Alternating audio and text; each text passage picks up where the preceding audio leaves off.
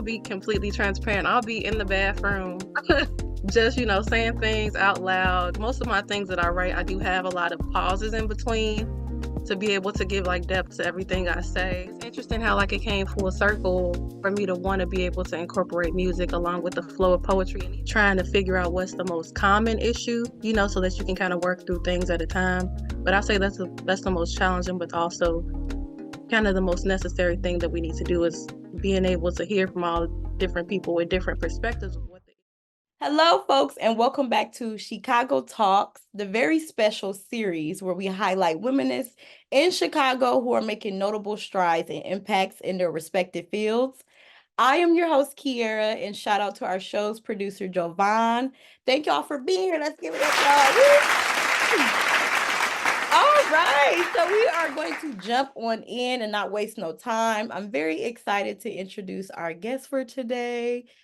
So welcoming to our platform, poet, community organizer, or an urban planner, Tanae. Let's give it up for Tanae, y'all. Hi, Tanae. How are you? Hi, I'm good. How are you? I'm better now. I'm doing better. Yeah, so thank you so much for being here. We're really excited to interview you and highlight the work that you are doing. So before we get into our questions, I'm going to read a little blurb about your bio and then we'll get into our conversation. So as I mentioned, Tanae is a poet, urban planner, and community organizer whose talents have graced numerous stages, including various poetry jams, open mic events, and artist sessions. Her dedication to fostering community shines through not only her creative endeavors, but also in her academic achievements. Tanae holds a MA in urban planning and policy and a BS in integrative biology, both from the University of Illinois, Chicago, and the urban Champaign campuses. Her unique blend of expertise and passion makes her a vibrant force in both the literary and urban planning communities. So big things, okay? Big things are happening. So let's get into our questions for today. I want to first start talking about your poetry work and your writing. So can you tell us about your approach to writing? How do you approach it? Do you use any specific techniques? And if so, what are those techniques? Well, first of all, thank you for the really warm welcome. I appreciate it. That was beautiful. As far as the question, I would say my best writing approach and process is I normally wake up in the middle of the night sometimes, and like I have certain things on my mind. I might jot it down. I also like to like meditate, and when I meditate, a lot of things come to me as well. Also, when I go on walks, so I get a lot of inspiration from nature and being still, and I try my best to jot down things when it's on my mind during those times, and I gather like all the pieces together later on to create the full poems. Thank you for sharing that. That's awesome. I love that. I love how you incorporate just your life into your process. Like that is the process, right? And speaking of processes, who are some of your favorite writers and how have they influenced your creative and performative voice when you're on stage and you're performing? How have they helped shape your voice? Thank you for that.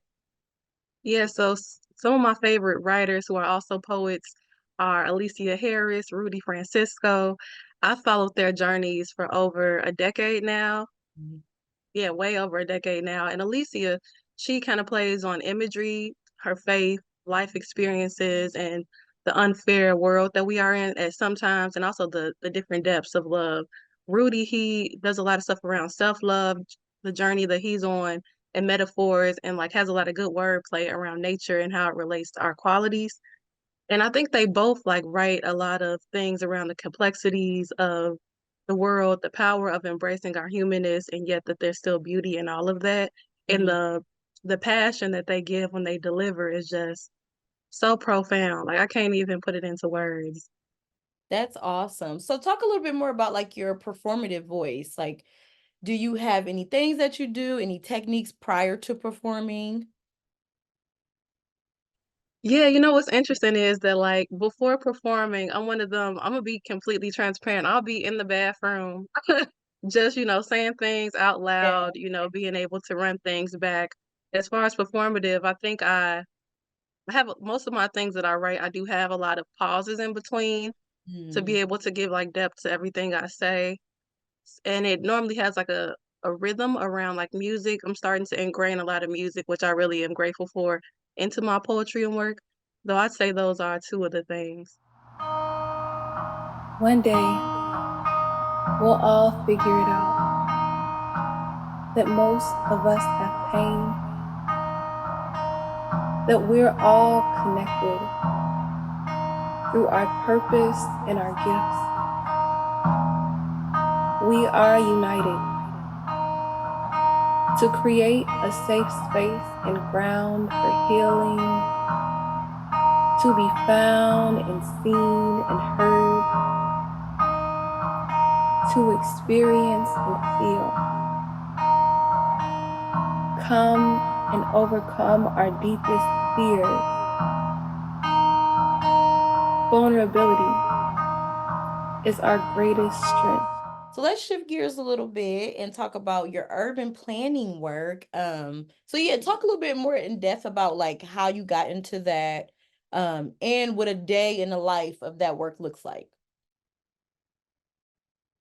Ooh, so it's interesting because I honestly, in undergrad, I was in biology originally. I graduated in biology.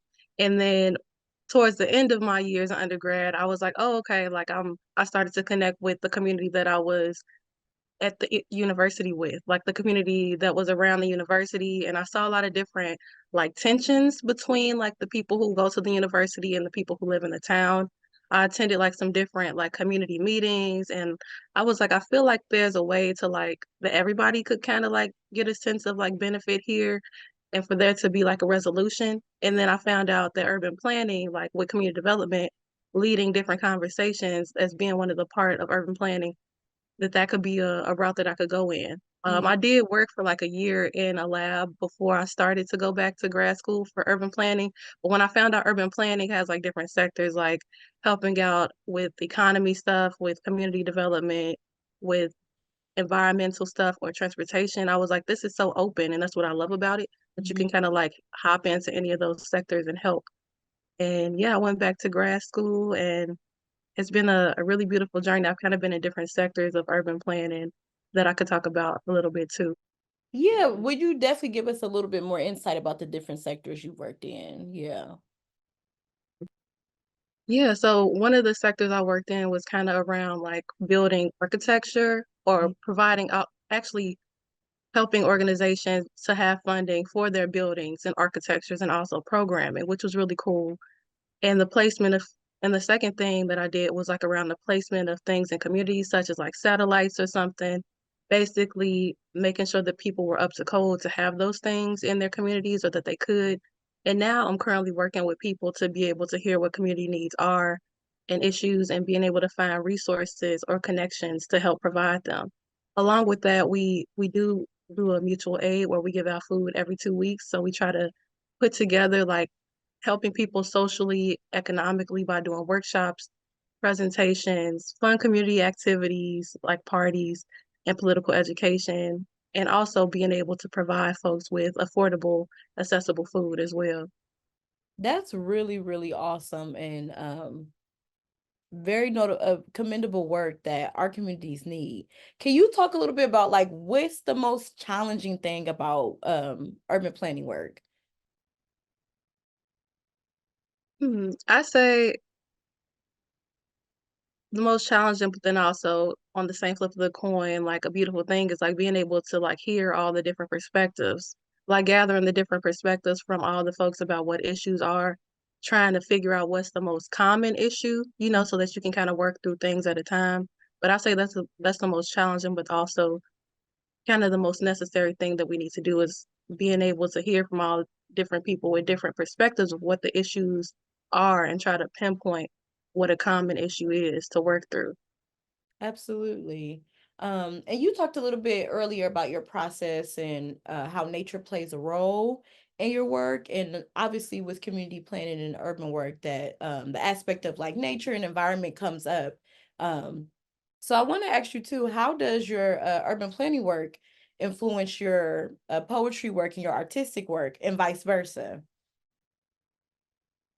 Thank you. Yeah, I definitely think it shines perspective on like the commonality that the world can share, the differences that we all have, and also like relationship building. I feel like that's part of a lot of the work that I do with partnerships that we're really grateful to have as an organization, and just like the people that we work with, our volunteers and staff, like being able to talk about the life experiences that really shape us. And also to that same point that I feel like being able to take on different, just seeing like the different like variety of folks that we come into contact with, and like I think that it inspires a lot of the different work that I do. Thank you for sharing that. So yeah, if somebody is interested in getting into urban planning and community work, um, what is some advice that you can give them? I know a lot of people sometimes feel like they can get overwhelmed, or like, oh, there's so much information, there's all this stuff to that I have to learn about, and it can discourage them from participating or getting out there and helping their community. So what advice would you give, or how would you tell people, like, okay, this is where you should start. This is what I recommend where you should start. Thank you. Yeah, that is it's a reality, that we living in post-pandemic. I mean, in general, a lot of the political things that go into things could be overwhelming, or the conversation and lingo too. So I get that. I would say that, like, if there's any community meetings, if searching up like a local community meeting that's going on, to be able to join those, to get in tune with what's going on in your current community, to sit in on those at first, to be able to see what are the issues. Because I mean, some of the issues may be individual, some of the things may be things that a lot of folks are having, you know, with other folks too. Like they might have the same issues. And then also, I think if there's any like local food pantries or local organizations that do things like that, that people can donate food, they could donate like hygiene kits or even bags. Sometimes folks coming in wanting to get food or desiring to get food don't have bags or certain things to carry them out with. So I would say that, and then also just just being able, if they can, to donate any monetary funds that they have in order to support local organizations that are doing that too.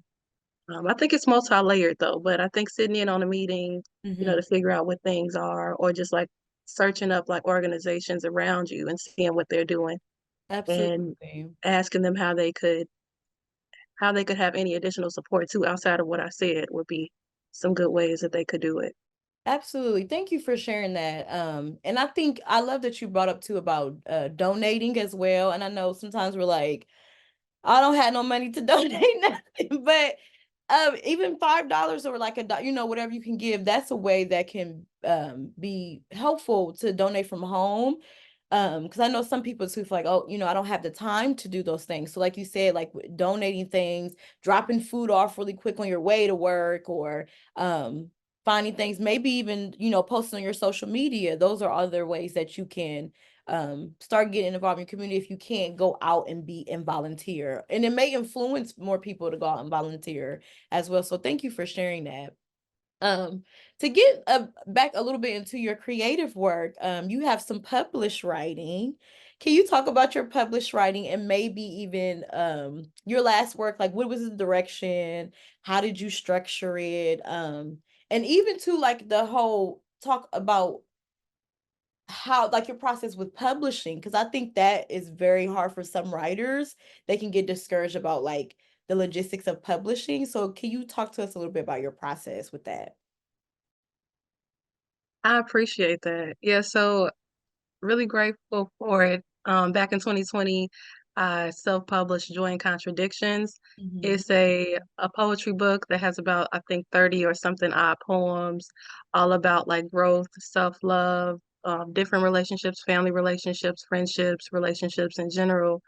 And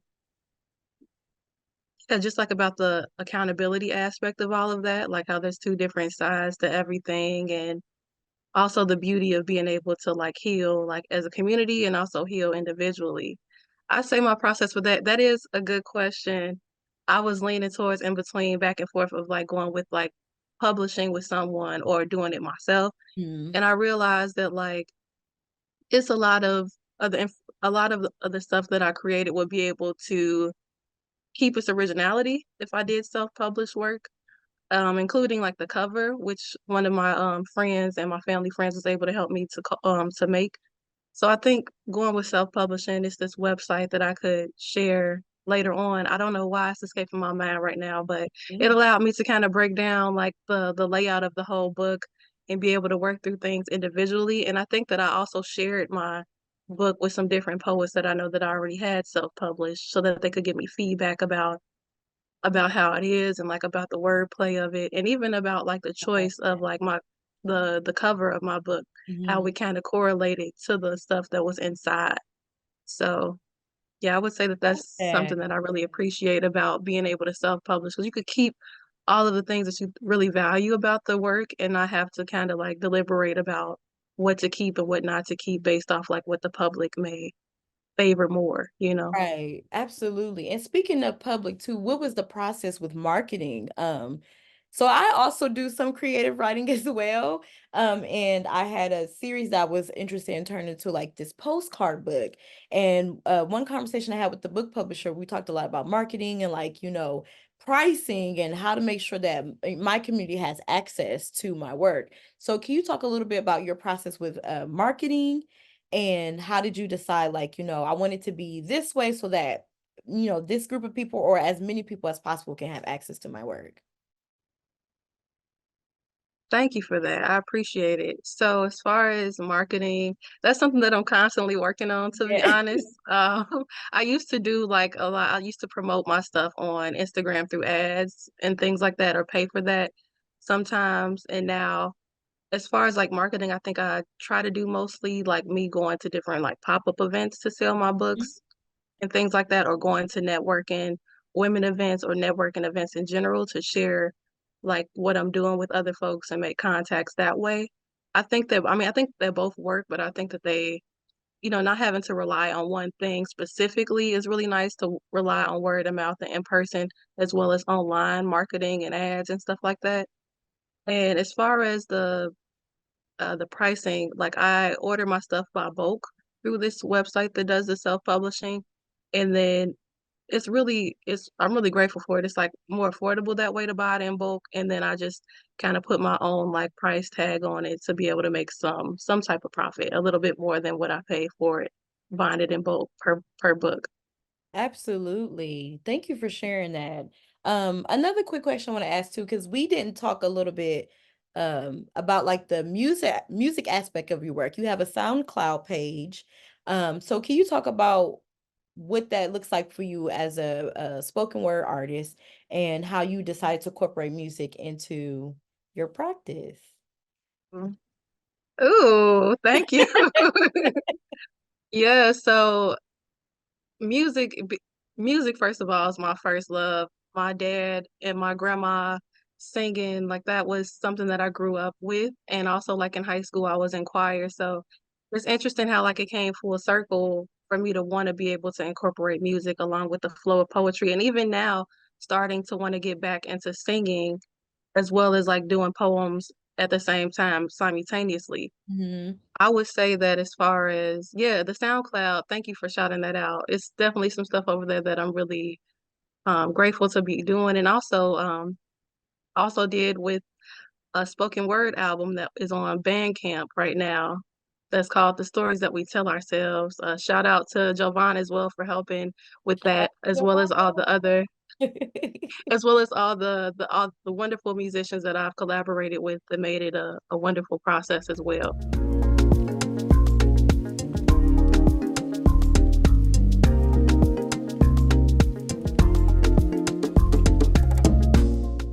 What's one of your favorite movies and which character in the movie is most like you? Ooh. That's real good. Wow. I feel like my favorite movie, one of my favorite movies is Grease. That's like one of my all time.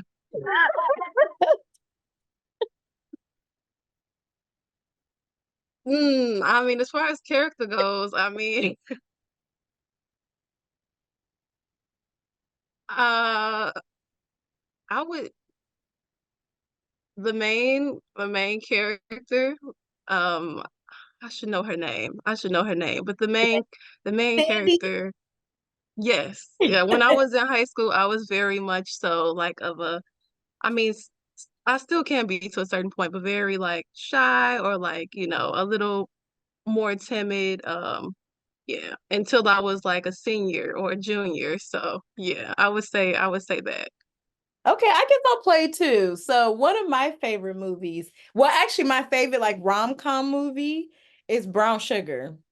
Have you Oh ever seen? yes. I love Brown Sugar. Hands, it's my favorite rom-com movie.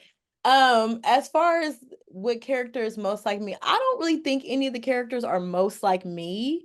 But I will say, if I had to play one of the characters in a movie, I would play Queen Latifah's character. She would, I think her name in the movie is Francine. She was so now Lathan's character, who is Sydney, she was her cousin.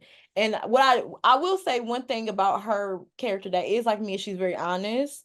Like, I don't know if you remember the wedding scene when she was like, "Girl, what did you do?" And she was talking during it like, "Ooh, you a hoe, you slept."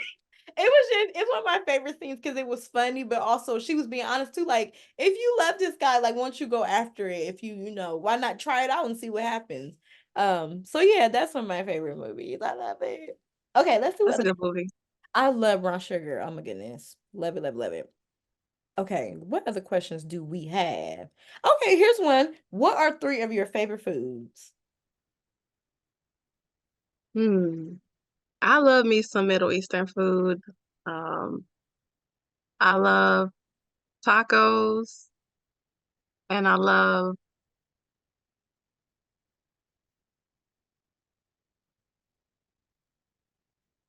me some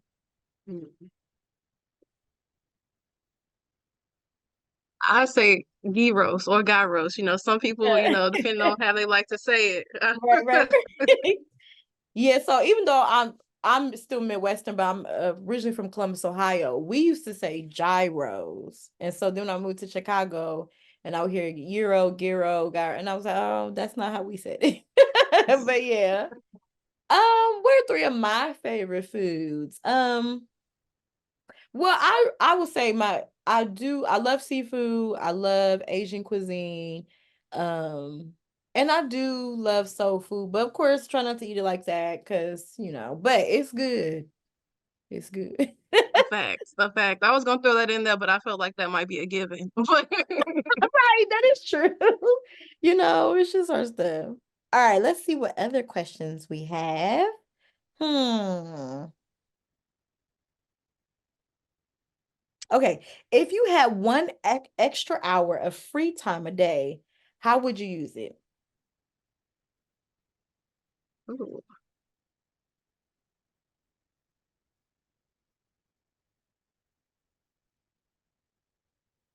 I would go to like a sauna or a spa. Ooh, mm-hmm. Yeah, I definitely love like a good self-care day like that. To be able to like, yeah, to be able to pour into myself a little Oh, bit more. I love that. I think this is hard. I think for me, I would probably have an extra hour to lay in the bed. I feel like nowadays with just being so busy, I don't have a lot of time. And so then when I do have like days when I can't sleep in a little bit more, I tend to lay in the bed a little bit longer than I should. And then it pushes back my whole schedule. So I would probably spend an extra hour laying in the bed.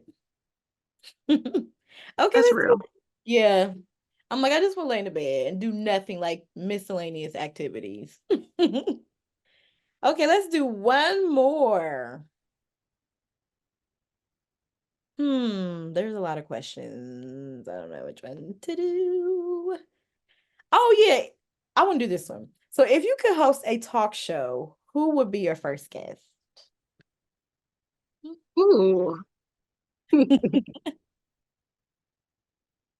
It's interesting because like it's a lot of people, but right now I've been really like enjoying like a lot of podcasts, but specifically Kiki Palmer. So I would say Kiki Palmer. Like she Yes.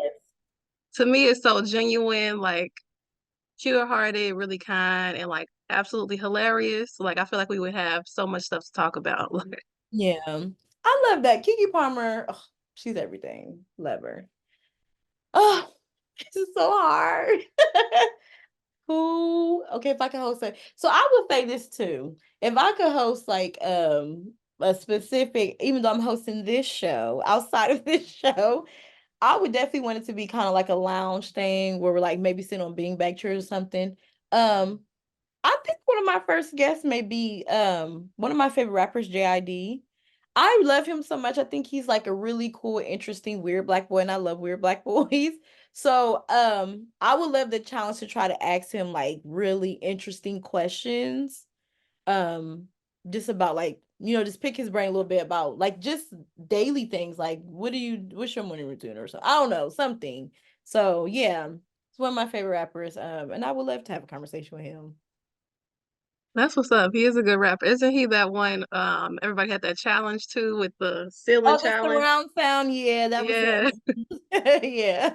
So as we wrap up our interview, I want to make sure we leave time so that you can share with folks where they can find you, where they can also keep track of community planning work, and also maybe um a a website or a way into finding resources in your community.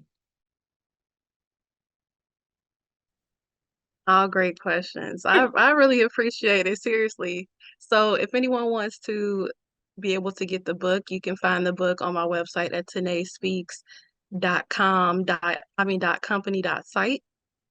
And as far as like keeping up with different events that I have, any quotes or like me showing like different performances, you can check me out on Instagram at Tanae B underscore. That's TANAE B underscore. And also you can find me on YouTube as well as SoundCloud at Tanae B. As far as community work, I would actually feel like I need to like dig more deeply into like where you could find those things specifically. But as far as like my work, you can find that at the Vietnamese Association of Illinois. I do a lot of work with them, and I'm really grateful to be working with them, doing all the cultural programming that we are, and doing a mutual aid on a biweekly basis.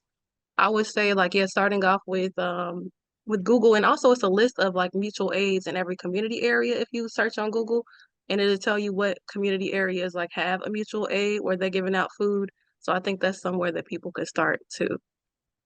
Well, Tanae, thank you so much. And please, when you find other resources or the websites you were discussing, share it with us and we'll make sure to share it on our platform.